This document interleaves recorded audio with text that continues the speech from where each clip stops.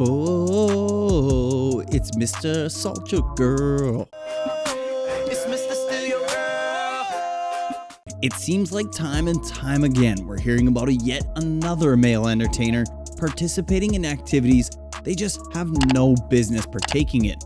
After the very much public reckoning of R. Kelly, circa 2017 to 2020, on top of growing movements like Me Too and Time's Up, both centering around sexual assault and harassment, we've seen the world revamp like never before, allowing leniency to victims so that they feel safe enough to speak out about their experiences, something that was unfortunately seen as taboo as long as we can remember. Well, another one bites the dust, because on December 31st of 2021, right before the new year, basketball player Dylan Gonzalez sent out a tweet that read, "Trey Songz is a rapist." This, of course, causing shockwaves to be felt all throughout social media. Mainstream news outlets picked up on the tweet, which prompted some to go digging through the Trey sexual assault archives. And stories upon stories of past reports of Tremaine's allegations were being brought to the surface. Most popular of that being Keke Palmer's claim of sexual intimidation by Trey in 2017. With the latest lawsuit suing Trey for $20 million, the Keke Palmer tried to tell you mob is growing louder and stronger. But it wasn't always like this in the beginning. Could this really be the end for Trey Songz? Y'all are in for quite some mess, so let's get into it. Tremaine Neverson, more popularly known as Trey Songz, was discovered in the early 2000s. His more rough around the edges appearance with the cornrows and rugged look made him stand out from the likes of Chris Brown and co., who were more clean-cut and clean-shaven. Signed by Atlantic Records, Trey rose to fame around 2005 with his debut album, I Gotta Make It, and his follow-up, Trey Day. It gave him his first top 20 hit with Can't Help But Wait. Over the span of Tremaine's career, he released an impressive catalog with bops for days that I'm sure many R&B fans can recite in their sleep, such as Neighbors Know My Name, Slow Motion, and Can't Be Friends. Just to name a few, as well as his highest charting single, Bottoms Up, featuring Nicki Minaj. He's appeared in films like Texas Chainsaw 3D and has built his own lane in the music world, resulting in a steady career. But despite his many achievements and successes, Trigga, like others indulged in their ego and operating from a place of heightened importance, seem to have been popping back the fame pills, allowing the illusion of untouchable to touch him.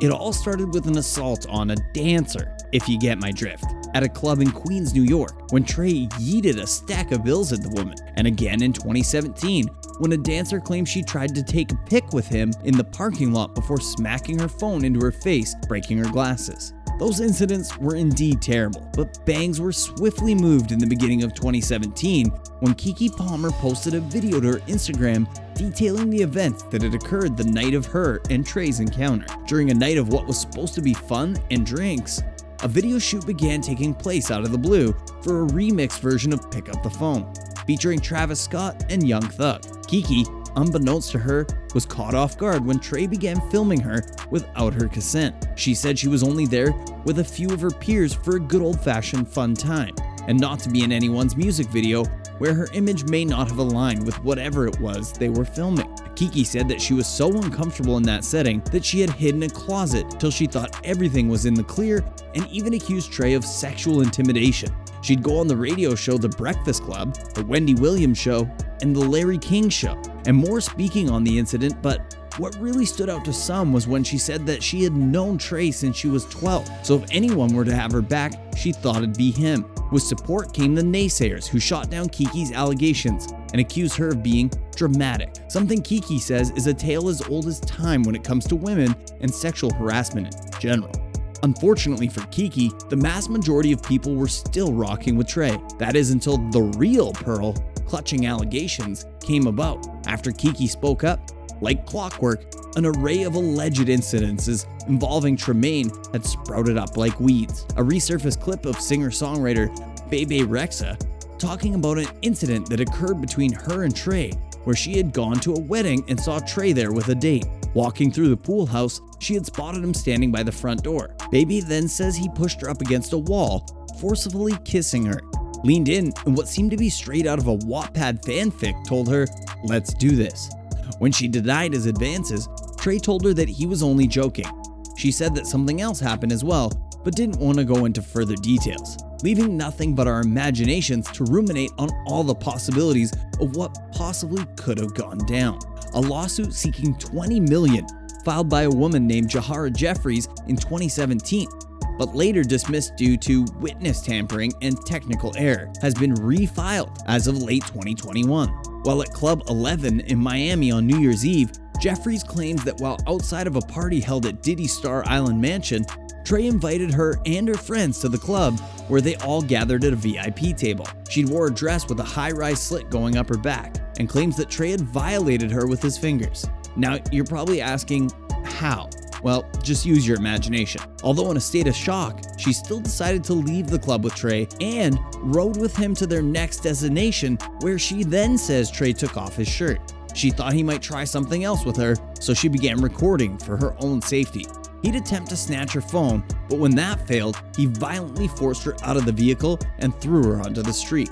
In a lawsuit filed in 2018 by a woman named Andrea Buera, it states that Trey had assaulted her in February of that year, and that she had filed a civil complaint that would later be dropped. She had attended an after party and said that Trey became enraged when he saw her talking it up with one of his boys. Allegedly, Trey had choked, punched, and knocked Andrea to the ground. She'd end up suffering a concussion due to her injuries, to which she had to be hospitalized for, and eventually filed a restraining order against him. She is seeking $10 million in damages. Notorious IG model and OnlyFans socialite Selena Powell had also accused Trey of the R word, along with his friends Aliza Jane, who also has spoken out about Trey during several podcasts. Now, you're probably thinking, didn't she lie about having Eminem's Girl, how you gave Eminem? and Offset's baby? Well, yeah, but despite her vivid lies from time to time, the girl has receipts for days also proving other scandalous encounters she's had with celebrities. But like we always say on this channel, I'll let you be the judge. On an episode of Adam 22's No Jumper podcast, it was her friend Aliza's experience that really had us both intrigued and disgusted. Aliza recalled the time where she and Trey were doing some consensual things up until he finished and allegedly urinated on her. When she tried to leave, he had took her phone and purse and told her, "If you try to leave, I will drop them."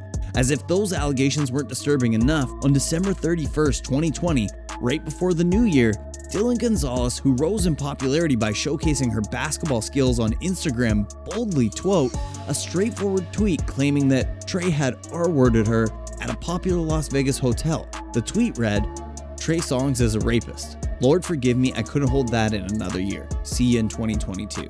This was the sole tweet that really ignited the "and y'all thought Kiki was lying" crew. After Dylan's tweet, she was swarmed with DMs and messages from other women, some anonymous, others not, applauding her bravery and thanking her for being a voice for those afraid to speak out. Trey's most recent, probably most disturbing, and yet another $20 million lawsuit is as recent as of 2022, where a woman says she was at Trey's house party in March of 2016. He had invited her upstairs and repeatedly asked if he could try her something different, to which she repeatedly denied. She says Trey then turned into a savage almost instantly, throwing her on the ground, and the incident quickly went from being consensual to forced.